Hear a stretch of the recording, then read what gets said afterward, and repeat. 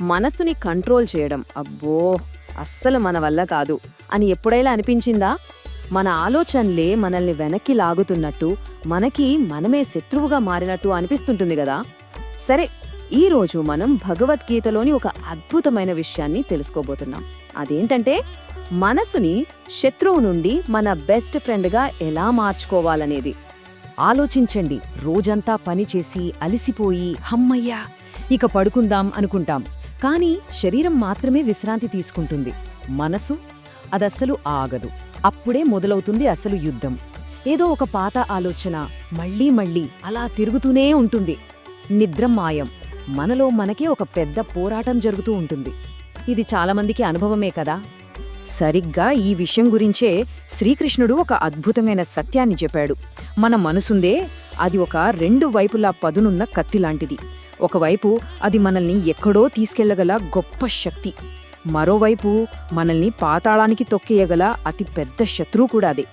మరి మన మనసుని శక్తిగా వాడుకోవాలా లేక శత్రువుగా మార్చుకోవాలా అనేది అది పూర్తిగా మన చేతుల్లోనే ఉందంటాడు కృష్ణుడు. ఈ గొప్ప సత్యాన్ని భగవద్గీతలోని ఒకే ఒక్క శ్లోకంలో ఎంతో స్పష్టంగా చెప్పారు. శ్రద్ధగా వినండి.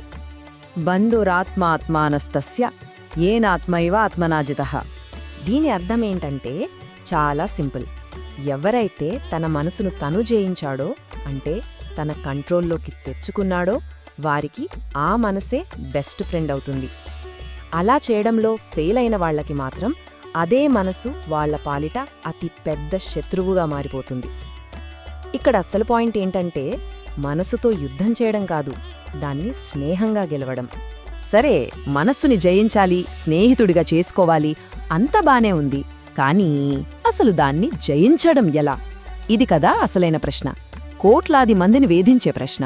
అయితే చూడండి, గీతలో గొప్పతనమేంటంటే కేవలం సమస్యను చెప్పి వదిలేయదు, దానికొక సింపుల్ ప్రాక్టికల్ సొల్యూషన్ కూడా చూపిస్తుంది. ఆ మార్గమేంటో తెలుసా?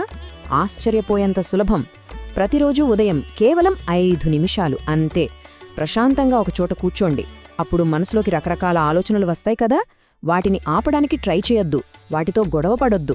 జస్ట్ ఒక సాక్షిలా వాటిని గమనించండి. అవే వస్తాయి, అవే పోతాయి. ఇలా చేయటం మొదలుపెట్టగానే ఆ ఆలోచనలకి మనకి మధ్య ఒక గ్యాప్ వస్తుంది. వాటి పట్టు మన మీద నెమ్మదిగా సడులుతుంది. ఇలా సున్నితంగా గమనించడం అనే ప్రాక్టీస్తో అసలు మ్యాజిక్ మొదలవుతుంది. మనం ఆ ఆలోచనలతో పోరాటం ఆపేసినప్పుడు అల్లకల్లోలంగా ఉన్న సముద్రం నెమ్మదిగా ప్రశాంతపడినట్టు మనసు కూడా శాంతిస్తుంది. రోజులు గడిచే కొద్దీ ఆ మనసే మనకు అత్యంత నమ్మకమైన స్నేహితుడిగా మారిపోతుంది. మనకు ఏది మంచో చెప్పే ఒక గైడ్లా తయారవుతుంది.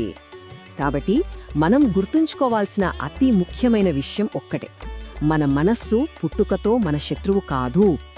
దాన్ని మనం అలా తయారు చేసుకుంటున్నామంతే. కొంచెం ఓపిక, సరైన ప్రాక్టీస్ ఉంటే చాలు. అదే మనసు మనకు అతిపెద్ద బలంగా, బెస్ట్ ఫ్రెండ్గా మారుతుంది. మనల్ని విజయ శిఖరాలకు తీసుకెళ్తుంది. గీతలోని ఈ అద్భుతమైన జ్ఞానం మనందరి జీవితాల్లో ఒక కొత్త వెలుగును నింపాలని మనస్ఫూర్తిగా కోరుకుంటూ జై శ్రీకృష్ణ.